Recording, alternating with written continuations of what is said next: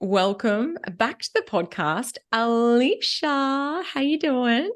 I'm as excited as I was the very first time I came on your podcast. Is this the third time?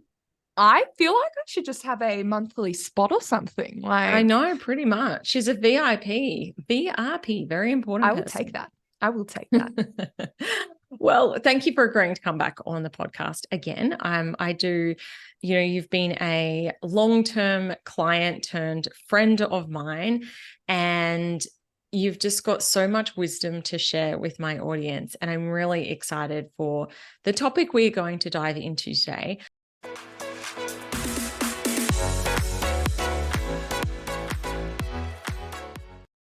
But before we get started on chatting about, can you do a quick intro to yourself for the listeners? Ooh. Oh, goodness. I should have been prepared for this, but I wasn't. I have actually done a bit of a shift and I'm about to sort of rebrand what I am, who I am. So you've caught me at a very cheeky time, Claire. But no, I am a Instagram and business mentor. And my passion really lies with creating content and creative work for business owners seem to be such a, for some, easy, but for anyone else, they're like, I'm not creative. And so my passion has really shifted recently to not just reels, not just video marketing, but the whole world of business. When you can tap into that inner creative that so many business owners say they aren't or they haven't got. You were a child once where you imagined things, you played with things. And when you can tap back into that energy and that space, that's when your business is going to absolutely explode, both financially, both, opportunities.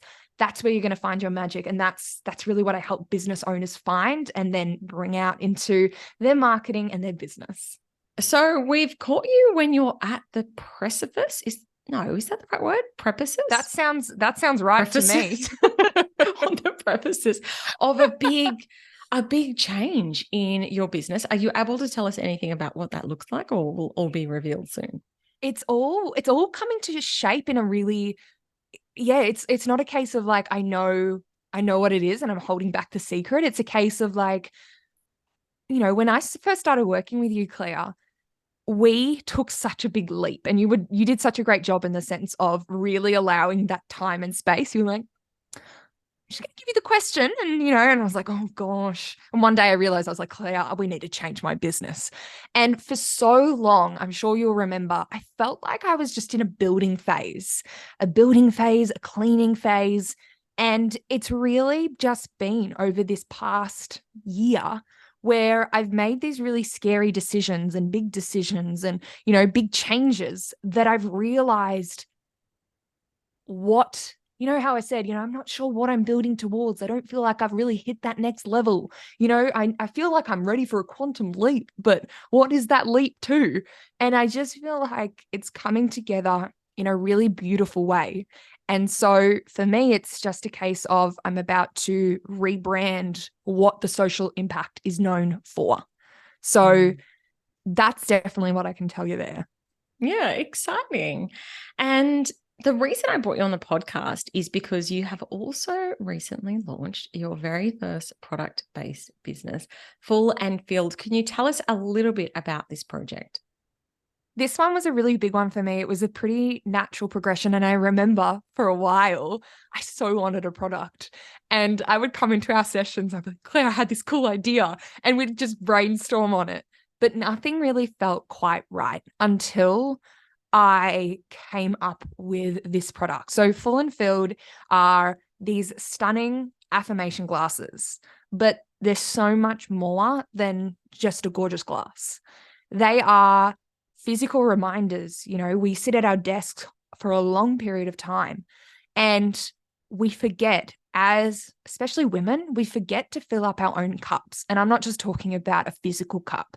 I'm talking about us, when we've got businesses, when we've got kids, when we've got, family members, partners, dogs, whoever it is, we're constantly giving to them.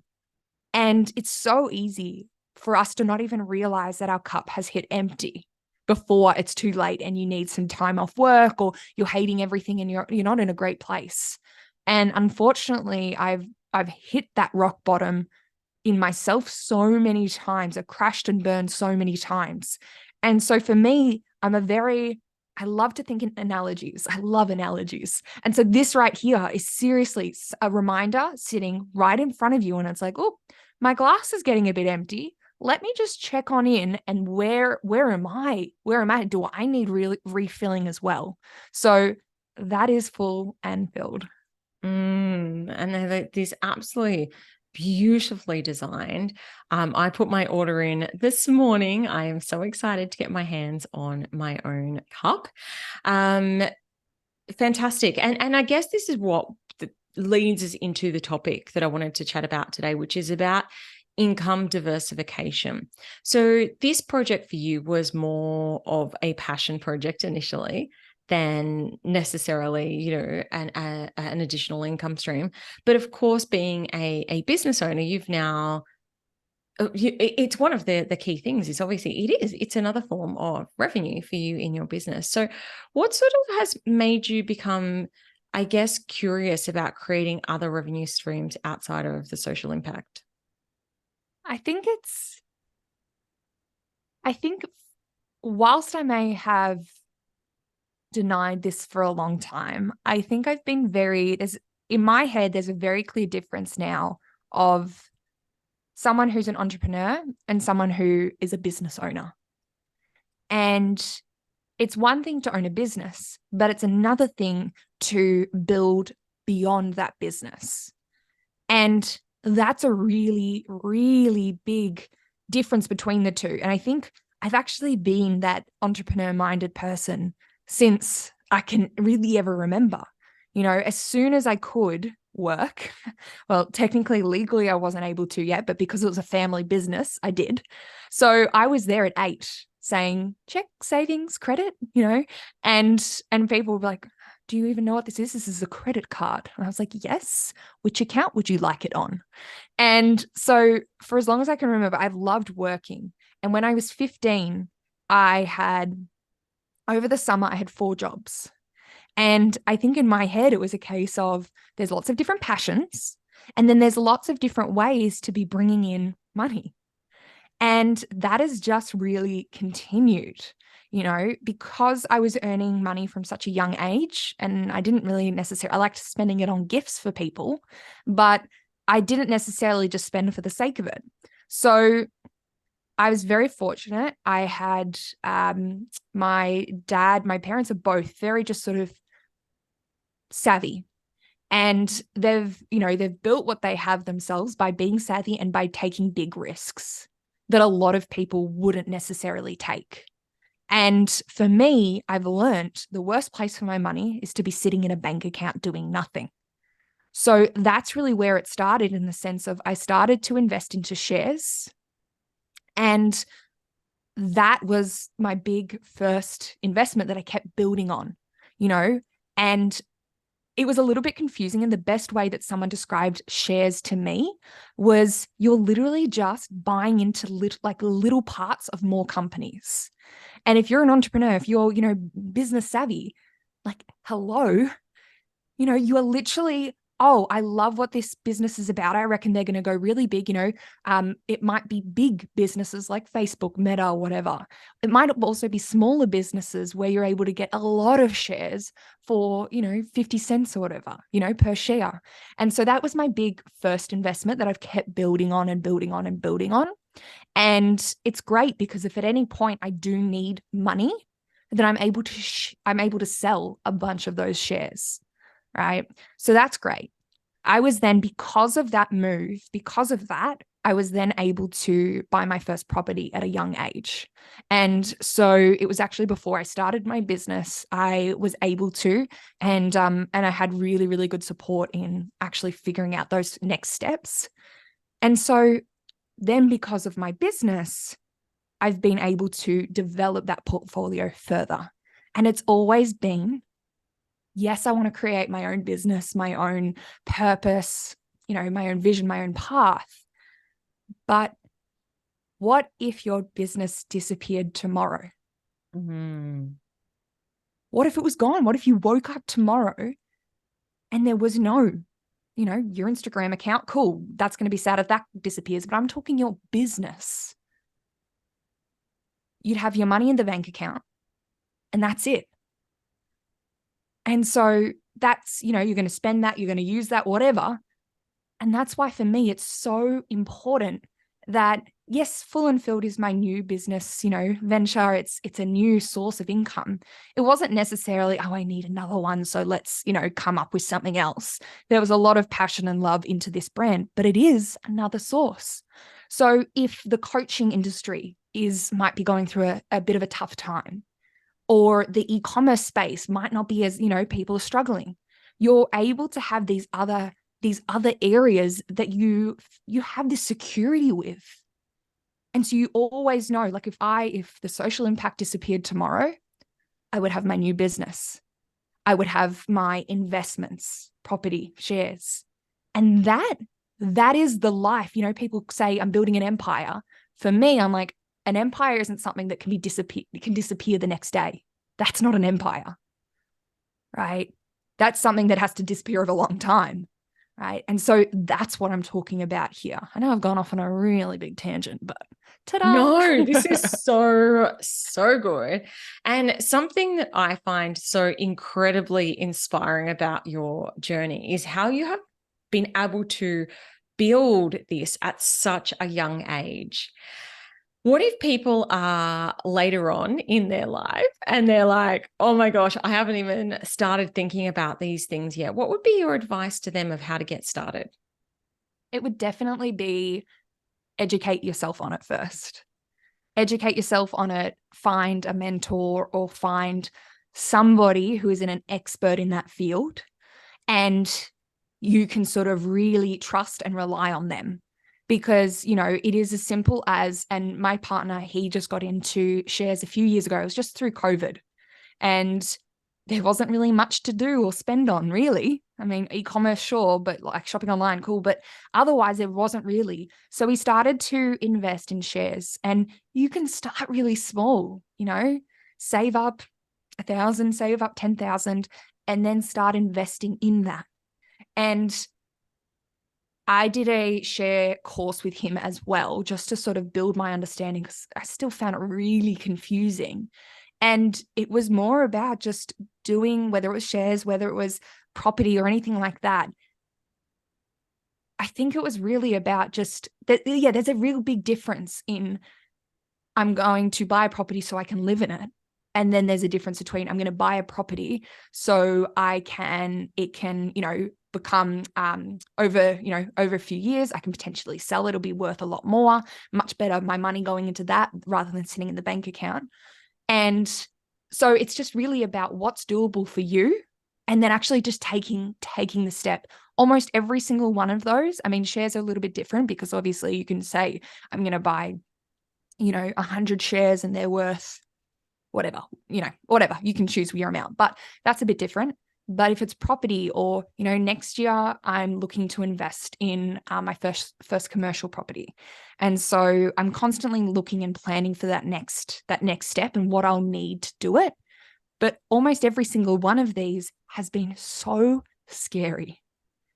And if you look at the numbers, which I know you love looking at, Claire, they don't always make sense. They're so scary. And I think it's a case of, it's not necessarily going to work out. But because I do have all these different streams of income, it makes me feel a lot more confident that I'll be able to find that money or whatever if I need anyway. It's not like everything's relying on one thing to work, but it's big risks. And I think it's sort of, big educated risks, I would say. Yeah, it's about, yes, taking chances, but doing it in like it's not like you're throwing your last cent at any one of these things. You're doing it in knowing that you've got the comfort of a portfolio of income streams, etc., behind you. And I think when you're making any investment, it's scary. My husband and I, when we bought our investment property, we didn't see it. We bought it sight unseen. And I know people were like, you guys are flipping crazy. But for me, I'm like, this is not an emotional decision. We're never going to live in the property. We're looking at the numbers on a page, and we know that this property is in a high growth area. When we eventually, a couple of years after, maybe a year or two after buying it, we went and saw it. It is so disgusting. Like, it is so bad. The design of it was really poor, but we're like, it kind of almost doesn't matter as well, though, because we weren't buying it as somewhere that we were ever intending to live in. And yeah, and I think that there's something really cool about having like a forced I don't know if savings is the right word, but do you know what I mean? Like, if you were to go and actually save up that amount of money before you purchase something, sometimes when you're like, you make the commitment and it's like, somehow you just make it work. And like, you know, you were talking about with a commercial property, like you'll put that commitment down and you're like, okay, cool. I now need to come up with this money. So I love, love, love that. And I also love your description about buying shares, because my kids, we gave them the option with their birthday money if they wanted to buy toys or buy shares. And of course they wanted to buy toys, but they said, we want to buy some toys and some shares. So we bought them shares, like $50 worth of shares. I think that, and I think that we then tripled it just so that they, you know, rounded it up. And they keep going, where's our money? Where's our big payout? And I'm like, oh, darling, it doesn't work like this is something when you're much, much older, you'll appreciate. But right here, right now, you're not going to be, you know, able to buy your Lamborghini that you want just yet. But yeah, it's such a great point, and something that I think a lot of entrepreneurs don't think about is about having other ways that their revenue is coming in. Anything else that you wanted to share with the listeners in this space about diversification or anything in that space before we move on to the next I think thing? it's just a big case of like, you know, it needs to be, everyone I speak to about this wants to start. And it's a case of, I just don't know what to start with or get started with. And it does require you to really go out, do a bit of research, find the people, understand it, you know, whether it's taking a course. You know, for the shares, I was in it for a long period and I didn't truly understand exactly what was going on. I just had trusted people that I was like, okay, well, they got it figured out. And it got to the point where I was like, I need to know this. I need to understand this. So I did take a day course to really get into it all. And that's when I got really excited, because now I'm walking around being like, I own a little bit of that company. Yes, it might be tiny, but I still own a little bit of you. So it was really cool on that front. But it is a case of, don't just listen to this episode today and think, oh, whether it's a property or whether it's shares or whether it's, you know, whatever it might be, don't just listen and be like, I'm going to do that at one point. I would be like, do it today. What's one thing you can do today to start that process? Because I know I said it before, but I really want to just say this again. Because it used to leave me with fear. If I woke up tomorrow, my business was gone. Who am I? Where's my money coming from? How am I going to pay for X, Y, Z? But if you're able to have that safety, think about that. And it doesn't require a lot. It just requires some steps forward, tweaking and moving some things around. A good tip that I've got too, this is how I got started with, because I used to be shocking. It's funny for someone who's like such a numbers person. With my personal money, whenever I'd build it up, I'd be like, I'm going on a holiday. And one of the ways that I got started on saving was just to put an automatic transfer. And it was like, that is money that I never touch. And then what I've done, I think it was only $20 a week initially. Like, it was such a small amount. And then what we've done over the years is we just keep increasing it. And what I find is that if you just creep up the amount as well, it doesn't feel like, you don't even notice it. It's like, it doesn't make a difference. And then you're like, oh my gosh, that's building up. And then I'm reinvesting it. And that feels really amazing. Yeah. So, yeah, just getting started, I think, is the best advice that you've just shared. Just take that first step and let it grow from there. Now, the other thing that I wanted to talk to you about on the topic of diversification, and this is a bit of an interesting one, is diversification within a business. So you've obviously now got a couple of businesses, and I presume that what will happen with Full and Field is that you will also expand, you know, what's available within that range. You'll expand your product offering, et cetera, et cetera. Something that can happen to us entrepreneurs, we love bright, shiny objects, is that we tend to add more and more and more products. And it's funny because I was talking to you off air about this, about how my big thing for 2023 was simplification. I said it again and again. I want to do less and do it better. And then when I was thinking about my product offering, I'm like, I've got my book, I've got my first course, I've got my second course, I've got my mastermind, I've got my private coaching, I've got my strategy sessions, I've got my VIP days, I've got my speaking engagements, I've got my retreats. And I'm like, it's not exactly a simple product offering at all. So I want to have this conversation with you about what I guess what services you've got available, the diversification that you've got within the social impact, but also like where's the line between diversification and just being spread way too thin and not doing any of the things well. So let's start with inside the social impact. What product at the time of recording, what are the services that you have available inside the social impact? This is a really, really good topic because I think it also comes from a place of shiny object syndrome, but it also comes from a place of scarcity in the sense of we don't have enough time, so let's just do it all now. I've got to jump on this now, otherwise someone else is going to come up with this idea. So I think it's a big case of that as well. And I think that definitely where I am today comes from a place of fast action. But definitely looking back, there's been times when I've taken fast action because of, oh my gosh, someone else is going to take it. I've got to do it right now. And it's not left me in the best place because of that. I'm making a decision from an emotional place or from that sort of lack of clarity rather than. So at the moment, we have for the social impact, our key offerings. And I said the same, Claire. I was like, simplifying, cleansing. But no, I do feel I've simplified it quite a bit. But at the moment, I have my private mentoring. I have our Reels management, which is where we handle businesses' Reels for them. And then I've got my two new, I ran a 8-week mini mind a few months ago, and that was epic. So we're doing that again, start of January, where you pretty much come out understanding how to use AI for your content and also coming out with 4 months of content just all ready to go. But the big one is my new membership, which will be haven't announced, but that's coming in 2024. And so that's going to be my new space for everything that I'm about. I'm still working around with the names, but we're leaning towards the playground, where it's about sort of connecting with the inner creative, that inner child creative, bringing more wealth into your business and coming up with really fun ideas, especially for coaches and service-based business. We get really caught up in processes and setting things up, and that can be one of the biggest killers of the love for whatever you're creating. So it's been a long process to get here, but I've really found what I'm passionate about. So those are my offers there. And that's come a long way, hasn't it, Claire? From our first call together when I had 11 doing social media management, all of the things. Yep. Yeah. And I think the best part about it is I was saying to someone the other day, they said, I want to start a business, but I don't know what. And I don't want to start it and then change my mind.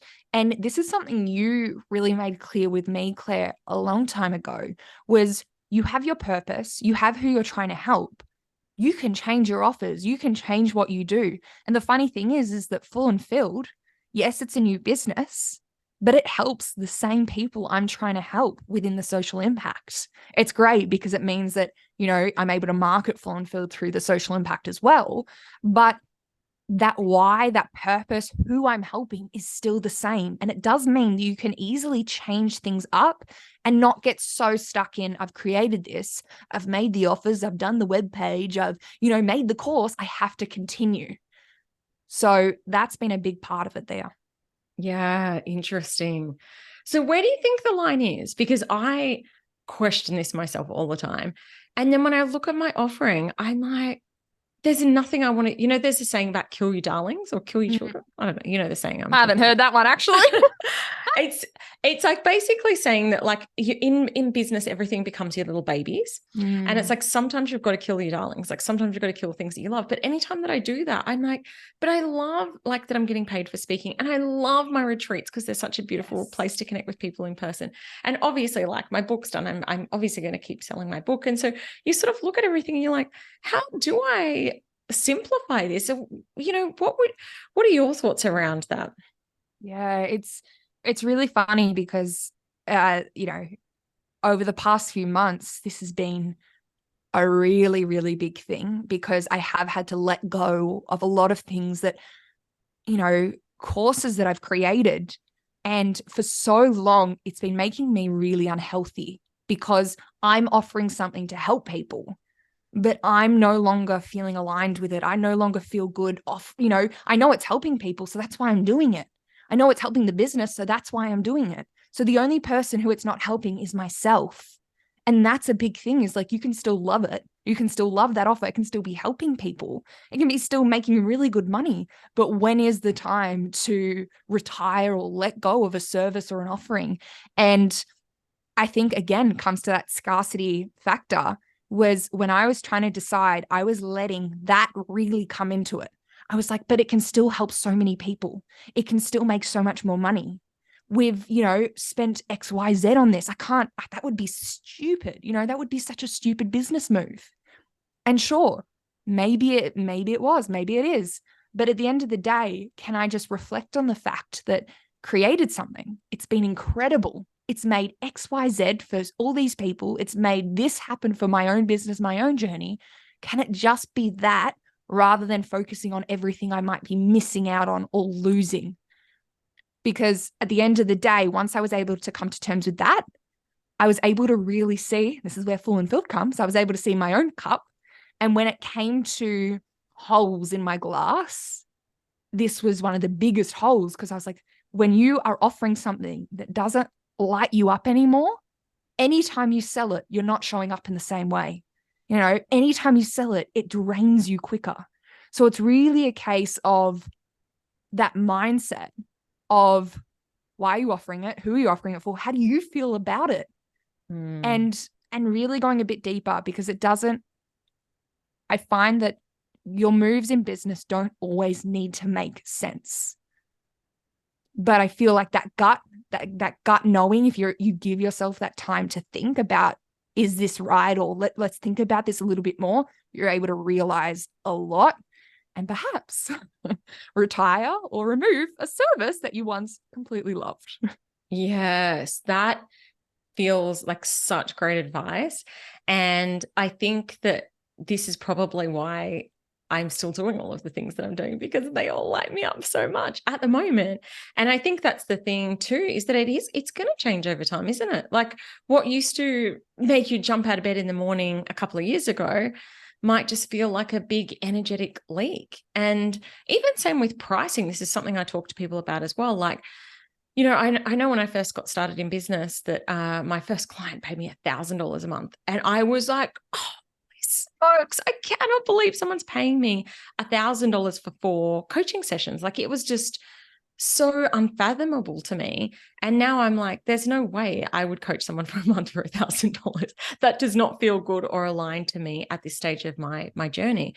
So it's just checking in. And I love, you know, this is a beautiful full circle moment coming back to the ethos of full and filled, because when you look after yourself, when you're focusing on your own energy, that's where you are able to inspire, empower, and really live your most successful life.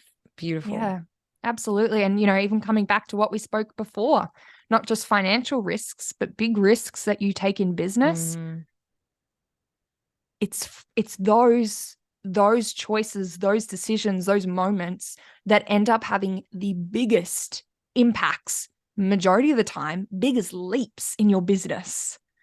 And rather than playing it safe and doing it step by step, you've been able to get in touch with that mindset, figure out the meaning of, you know, why you're actually doing something. Is it for the right reasons? Is it, you know, whatever it might be, taking the big decision, making the big change. And then all of a sudden, just that's when like the quickest crazy moments come.